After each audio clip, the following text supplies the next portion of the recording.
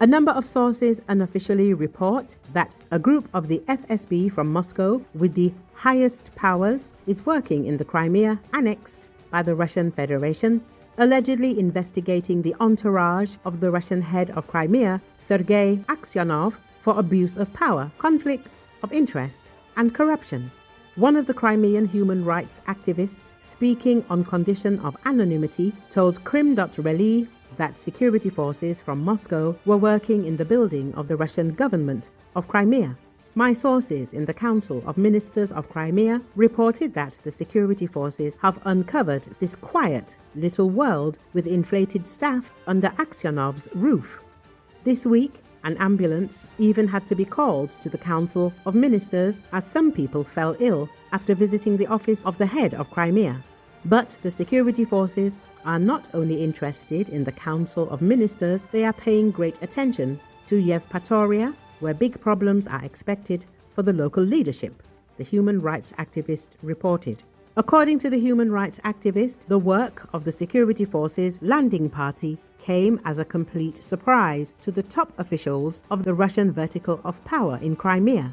Recently, we have been seeing high-profile cases of confiscating illegally accumulated wealth from current or former high-ranking officials in Russia. This is due to the rapid growth of the budget deficit under sanctions. According to my information, the Russian leadership of Crimea has long been causing discontent in the Russian presidential administration with its insatiable appetites. The mass development of the peninsula by developers affiliated with the top officials of the Russian government in Crimea, with numerous violations, including environmental ones, forced Moscow to give the command to the security forces. So Aksyonov will have to share the billions he has accumulated and leave for another position, most likely outside of Crimea, the human rights activist said. He also noted that this situation indirectly confirms the Kremlin's intentions to end the war in Ukraine. Aksyonov was not touched, given his merits in the militarization of Crimea, but he overdid it here too. His personal army, Bars Crimea, became numerous and well organized. Constant exercises at the peak of the resort season raised many questions in Moscow. And the presence in the leadership of the Bars Crimea of such odious personalities as the notorious Samvel raises concern in Moscow, and the understanding that Aksyonov imagines himself to be a local Tsar, the human rights activist noted.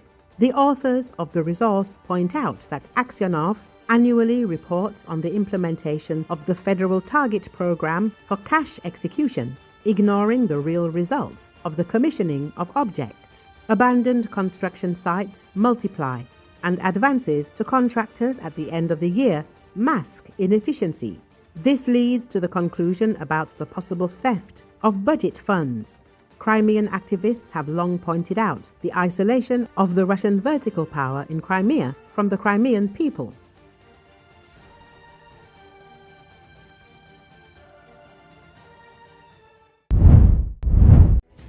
The Ukrainian defense forces have struck a seaport in the Astrakhan region of the Russian Federation, hitting a ship carrying components for the Shahids from Iran, the General Staff of the Armed Forces of Ukraine reported. As part of reducing the enemy's ability to carry out airstrikes, on August 14, units of the Special Operations Forces of the Armed Forces of Ukraine, in cooperation with other components of the defense forces, carried out a fire strike on the Alya seaport, Astrakhan region of the Russian Federation, the report says. The operation by the Ukrainian Special Operations Forces, carried out in coordination with other branches of the defense forces, was aimed at reducing the enemy's ability to carry out airstrikes against Ukraine. Russia uses the Alya port as an important logistics hub for the supply of military goods from Iran, the Ukrainian military said in a statement. The Russian seaport of Alya is located in the village of Alya, the Lymansky district of the Astrakhan region. The facility is situated in the delta of the Volga River, which flows into the Caspian Sea. Last September, the U.S. Treasury and State Department imposed sanctions on ships and companies it said were involved in supplying Moscow with Iranian weapons. Terminals and ports comprised 7% of Ukraine's successful strikes on Russian territory since the beginning of 2025, the Ukrainian military said.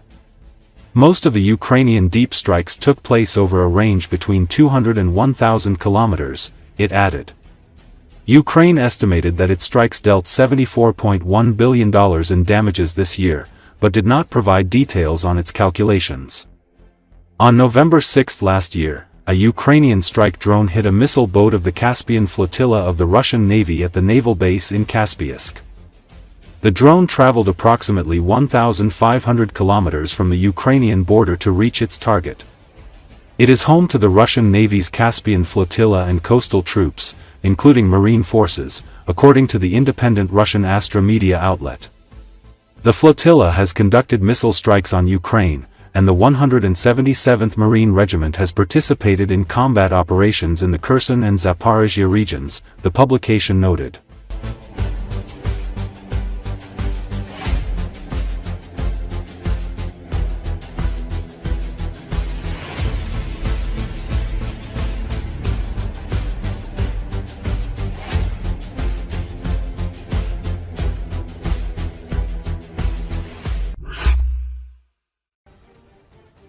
Recently, it's been a bad few days for the Russian Navy, as the Ukrainian campaign has been reinforced by nature and even the Russians' own incompetence. Spanning from the Black Sea and St. Petersburg to the Far East, Russian naval power and projection is falling apart at the seams.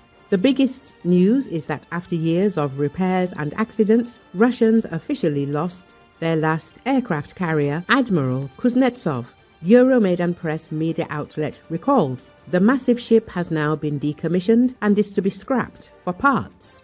The main reason for this is that the ship spent most of its service life in port and under repairs, and the ability of the Russian military to maintain an expensive and very vulnerable aircraft carrier has disappeared. Western naval analysts joke that when the boat was not on fire, the massive smoke plume from its diesel exhaust made it seem like it was. Most notably, the aircraft that make up its air wings are no longer in production, and due to the ramp on the flight deck putting too high a strain on the front gears, if the weight was too high, their fuel load and therefore operational range was already largely limited. The list of incidents during its service is also long, with a few notable examples being the approximately 300,000-ton oil spill onto the Irish coast, 5 of its jets crashing into the ocean during operations as the arresting wires kept snapping, or they simply ran out of fuel, and several crew members dying because of the water filtration system's failure during its maiden voyage. Euromaidan Press says, the bad days continue as one of the largest earthquakes in recent history caused a tsunami to sweep along Russia's far eastern shores. Recently realized satellite footage shows extensive damage to Russia's 2 main naval bases here, one of which houses a large part of Russia's nuclear submarine fleet, with the submarines visibly missing from the photos and possibly under repair. Additionally, the Russian Academy of Sciences reports that the southern part of Kamchatka shifted 2 whole meters to the southeast as a result of the earthquake, causing speculations of much larger damage to Russian naval facilities not visible from satellite footage. Russia's nuclear submarine fleet then took another hit, as Ukrainian military intelligence revealed it had obtained a full set of classified documents and schematics on Russia's newest strategic nuclear submarine, the Project 955 Abore class. Euromaidan Press says they released some of them online and stated that the classified documents include information about the submarine's survivability systems, which entered service just over 3 weeks ago. Ukrainian military intelligence also made a statement saying they had already identified several weak points in the Russian sub right before Zelensky authorized a new series of covert operations, the details of which remain unknown. Euromaidan Press recalls extensive damage to its military bases and possibly also vessels on the Pacific coast results in a series of deterioration of both its regional influence and strategic deterrence capabilities. Ukraine, having found weaknesses in the new Russian submarines' defenses through classified documents and the news of additional covert operations being in the works, only exacerbates this effect.